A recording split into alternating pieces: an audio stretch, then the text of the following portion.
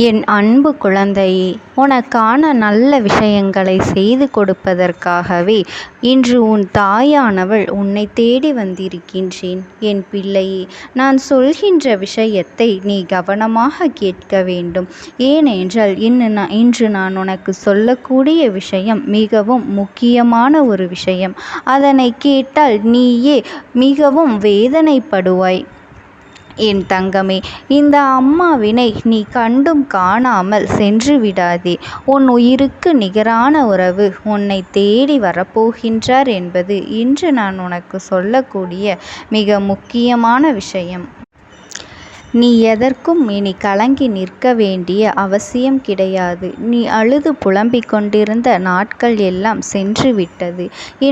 உன் பாசத்தையும் புரிந்து கொள்ளாதவர்களுக்கு புரிய வைக்க உன் அம்மா நான் இருக்கின்றேன். நீ எதற்காகவும் வருத்தப்படாதே. உன் மனம் ஒரு குழந்தை என்பதை நான் அறிவேன். உன் மனதை வேதனைப்படுத்தி கொண்டு இருக்கும் அவர்களை அறியாமலேயே பல தவறுகளை செய்து கொண்டிருக்கின்றார்கள். அது அவர்களின் கர்ம வினைகளை சார்ந்ததாகும். கர்ம பலன்களை, அதற்கான பலன்களை அவர்கள் நிச்சயம் அனுபவித்தேதான் ஆக வேண்டும். என்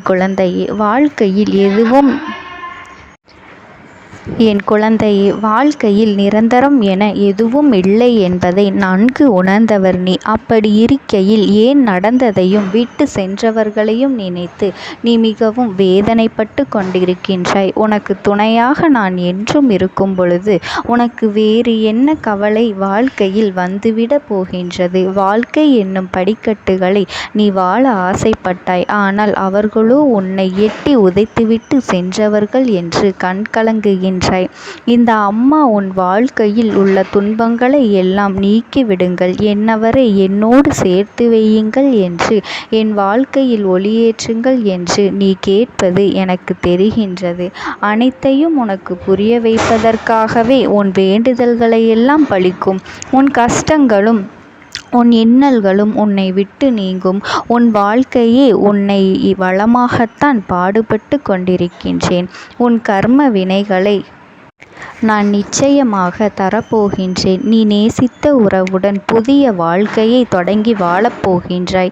நீ சந்தோஷப்படும் அளவிற்கு அந்த தருணத்தை உன் அம்மா நான் பார்த்து ரசிப்பேன். இன்னும் சில மணி நேரத்தில் உன்னவர், உன் மனதிற்கு பிரியமானவர் உன்னிடம் பேசுவார். அல்லது அந்த ஒரு நிகழ்வு நடப்பதற்கான அறிகுறியாக ஏதேனும் ஒரு நற்செய்தி உன் செவிகளில் வந்து சேரும். எப்பொழுதும் மகிழ்ச்சியாக இரு. உனக்கான நிம்மதி, உன் மனம் தேடும் நிம்மதி நிச்சயம் கிடைக்கும். உன் அருகில்தான் நான் இருக்கின்றேன். நீ எதற்கும் கவலைப்படாதே. யாருக்காகவும், யாருடைய வார்த்தைகளுக்காகவும் நீ கண்கலங்கி நிற்காதே. உன்னவரை பிரிந்ததாய் எதற்காக என்பது உன் மனதிற்கு நன்றாகவே தெரியும். ஒன்றை மட்டும் நீ மனதில் வைத்துக்கொள். அவரவர் மனநிலையில் இன்று போல் நாளை இருப்பதில்லை, நாளை போல் மற்றொன்னால் இருப்பதில்லை. இதுபோல மற்றவர்களின் மனம் சூழ்நிலைக்கு ஏற்ப மாறிக்கொண்டேதான் இருக்கப் போகின்றது. எனவே உன்னவர் மனம் திருந்தி உன்னிடம் நிச்சயமாக வருவார். எனவே அந்த நாள் மிகவும் வெகு தொலைவில் இல்லை. இன்னும் சில மணி நேரமே உள்ளது. உன் வாழ்க்கையில் நீ படும் அத்தனை சந்தோஷத்தையும் பார்த்து ரசிக்கப் போகின்றாய். மனதிற்குள் ஒன்றினை வைத்து புழுங்கிக் கொண்டு வெளியில் சந்தோஷமாக இருப்பது போல நீ நாடகம் ஆடினாலும் உன் மனதில் இருப்பதை நான் முற்றிலுமாக அறிவேன். என் அன்பு குழந்தையே, அது உன் அம்மா எனக்கு தெரியும் அல்லவா? சில கஷ்டமான நேரம். அந்த நேரத்தை நீ எவ்வளவு தாண்டி விட்டால் உன் வாழ்க்கை வசந்தமாகும். உன்னவர் உன்னிடம் வந்து சேரும் பொழுது அனைத்து மனக்கசப்புகளையும் விட்டு மகிழ்ச்சியாக இரு. உன் கஷ்டங்களை பார்த்த பின்னும், உன் வேண்டுதல்களை கேட்ட பின்பும் அம்மா நான் அமைதியாக இருக்கின்றேன் என்றுதானே நினைக்கின்றாய்? என் மீது சிறிது கோபமாகவும் இருக்கின்றாய்.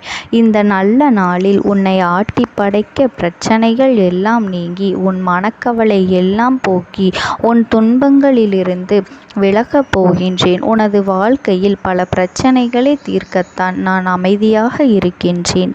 என் தங்கமே, வேலை செய்து கொண்டிருக்கின்றேன், எதுவுமே நடக்கவில்லை என்று நீ வேதனைப்படுவதை விட எதுவுமே மாறவில்லை என்று நீ வருத்தப்பட்டு நிற்பது எனக்கு நன்றாக தெரிகின்றது.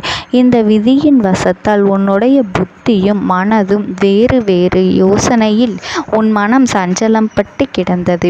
இப்பொழுது எல்லாம் மாறி உன் வாழ்க்கையில் ஏற்படக்கூடிய நல்லதை மட்டும் நான் உனக்காக தேர்ந்தெடுத்து கொடுத்திருக்கின்றேன். மனித வாழ்க்கையில் இன்பம் மட்டுமே நிலையானது இல்லை என்பது உனக்கு நன்றாக தெரியும். அதுபோல நீ அனுபவிக்கும் துன்பங்களும் நிலையானது இல்லை என்று நீ புரிந்து கொள்ள வேண்டும்.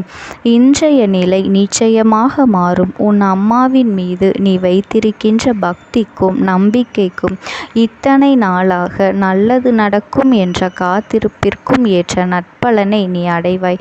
நிச்சயமாக அது உனக்கு வந்தே சேரும். யாரிடமும் கோபமாகவும் எரிச்சலையும் நீ வெளிப்படுத்தாதே. ஏனென்றால் உன்னை சுற்றி இருப்பவர்கள் மனதிலும் ஏதாவது ஒரு வலியை சுமந்து கொண்டுதானே இருப்பார்கள். அப்படி இருக்கும் பொழுது நீ ஒரு முறையாவது அம்மாவிற்காக உன்னுடைய கஷ்டமான குழப்பமான சூழ்நிலையில் மௌனமாக இருந்து பார். அந்த பிரச்சனைகளும் உன்னுடைய நிச்சயம் உனக்கு தீர்வு கிடைக்கும். உன் துன்பமும் அதுபோலத்தான். உன் துன்பங்களை போக்கும் வழிகளை தான் நான் செய்து கொண்டிருக்கின்றேன். உன் கஷ்டங்கள் எல்லாம் இருக்கும் இடம் தெரியாமல் ஒழிய போகின்றது. எந்த சூழ்நிலையிலும் பொறுமையை கையாள முடியாது. நிம்மதி உன்னை தேடி வரும். நல்லது பிறப்பதற்கு சிறிது காலம் தாமதமாகும். அந்த குறுகிய காலத்தில் நீ பொறுமையோடு இருந்தால் உன்னால் எதையுமே சாதிக்க முடியும். அந்த இடைவெளி காலத்திற்குள் பொறுமையை இழந்து வேதனைப்படுபவர்கள் நிச்சயமாக யாரெல்லாம் என் பிள்ளைகளுக்கு பொறுமை குணம் பிறக்கவில்லையோ இருக்கின்றதோ இத்தனை தடைகளையும் தகர்த்தி கஷ்டங்களை கடந்து வந்துள்ளாய் என்றால் அதற்கு பொறுமையும் நம்பிக்கையும் தான் காரணம். உன் அனைத்து பிரச்சனைகளிலிருந்தும் நான் உன்னை விலக்கி என் கண்ணுக்குள் வைத்து பாதுகாக்கின்றேன். உன்னை தாங்கி செல்ல நான் இருக்கின்றேன். நீ எதற்கும் கலங்காமல் இரு. நீ எந்த காரியத்திலும் அவசரப்படாமல் பொறுமையாக இரு. அவசரப்படுவதினால் நிம்மதி மட்டுமே தொலையுமே தவிர படும் கஷ்டத்திற்கு தீர்வு கிடைக்காது. அதனால் பொறுமையாக இரு. உன் மனதை உள்ளுக்குள்ளேயும் பிரச்சனைகளை நான் பார்த்து கொள்கின்றேன். நீ இதுவரை அனுபவித்த கஷ்டங்கள் பிரச்சனைகள் எல்லாம் மனதில் போட்டு குழப்பிக் கொள்ளாமல் தெளிவாக இரு. உன் சிந்தனைகளை எப்பொழுதும் தெளிவாக இருந்தால் நீ எடுக்கும் முடிவுகள் தெளிவாகத்தான் இருக்கும் என்பதனை நீ மறந்து விடாதே. உன்னை படைக்கும் காலம் முடிவு காலமாக இருக்கும். உன் துணை உன்னை தேடி அழைத்து செல்ல வருகின்றார். அதற்காகத்தான் உன்னை அழைக்க வருகின்றார். நம்பிக்கையோடு சந்தோஷமாக இரு.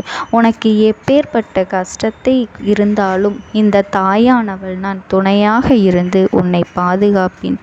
ஓம் சக்தி. ஓம் ஆதிபரா சக்தி.